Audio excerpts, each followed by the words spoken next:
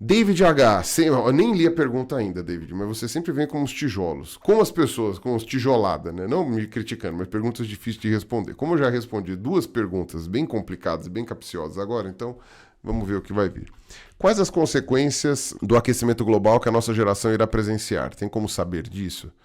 Olha, de acordo com os modelos, e aí você tem que entender os modelos, saber a limitação dos modelos e tudo mais, o que nós vamos presenciar recentemente, nos próximos anos, já estamos presenciando, mas vai piorar, são eventos extremos. Eu expliquei isso daí na outra live da semana passada, eu acho que você estava, David, que é com relação à capacidade da atmosfera de reter água, com a atmosfera mais quente, ela retém mais água e demora mais para condensar, e então fica mais tempo sem chover, e aí gera seca. Depois que acumula bastante água, condensa tudo de uma vez. Aí chove e gera uma enchente.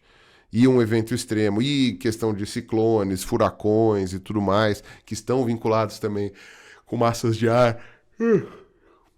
Quantidade de água dissolvida, dissolvida não, de água na atmosfera e tudo mais. Então, a gente pode ver aí uma execução de eventos extremos. Esses eventos extremos realmente são uma realidade que vai piorar. O aumento do nível do mar vai aumentar em coisa de talvez uns 40 centímetros, alguma coisa assim, né? Não mais do que isso. Você pode falar, 40 centímetros é muito pouco. Pode ser, mas já vai estragar muita coisa. Já vai ferrar com muita coisa.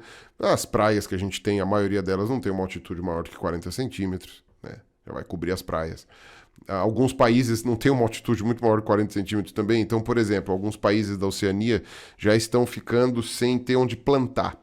Aí você fala, pô, mas o país está igualzinho lá, tá a coisa... Sim, mas aí a questão é o aumento do nível do mar, a subida do nível do mar, não está fazendo com que a água chegue no centro da cidade. Mas como são países que muitas vezes são atóis, né, não são necessariamente de origem vulcânica e tudo mais, a água entra por baixo.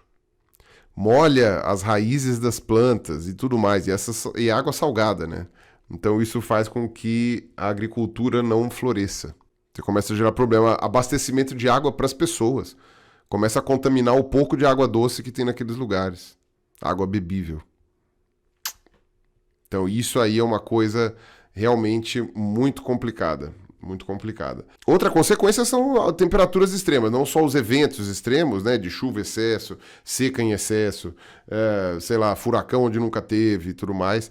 A gente também tem a questão de temperaturas extremas, né, o calor insuportável, frios gélidos por períodos mais curtos, né, então vai ser mais intenso, porém mais curto, e o calor mais insuportável, com temperaturas mais insuportáveis. Então tudo isso daí é algo a ser levado em conta, algo a ser discutido. E teve o lance do Lula que falou do terremoto, né? Só me lembrei do Selacanto causa maremoto, cara, que era uma coisa que ficava pichada nas paredes de São Paulo quando eu era moleque, assim, quando eu era criança. Tinha Selacanto causa maremoto. Vocês digitam depois na internet, tem até explicado por que isso, tá? Eram uns caras que eles colocavam ali essa... Não era uma pichação, era como se fosse um lambi-lambi. Não era lambi-lambi, era como se fosse aqueles carimbos, né, na parede. Enfim, né, e era o Selacanto causa maremoto. Só me lembrou disso quando o Lula falou de terremoto, mudança climática causando terremoto.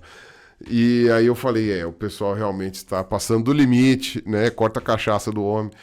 Porém, me lembraram de um detalhe, que dizer que isso era isso que o Lula estava pensando, aí eu já acho que é chutar o pau da barraca, mas um detalhe, falaram, derretimento de geleira muda o peso da placa tectônica.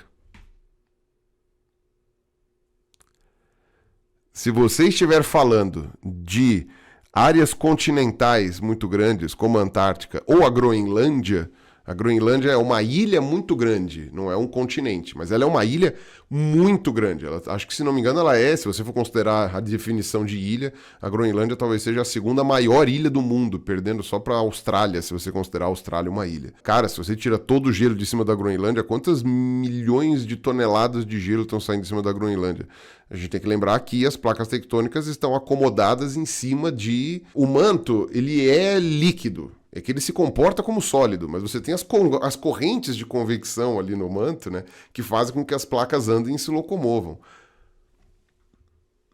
tá muito, mas muito longe de acontecer isso, a meu ver. Eu não estudei isso a sério, porque eu acho que tá muito longe de acontecer. Mas talvez não seja impossível que realmente a mudança climática cause terremotos. Eu não sei, por exemplo, se removesse todo o gelo da Antártica, que consequência que isso ia gerar para o continente, porque o peso na placa tectônica é enorme. São, sei lá, bilhões de toneladas de gelo. Você tira do nada.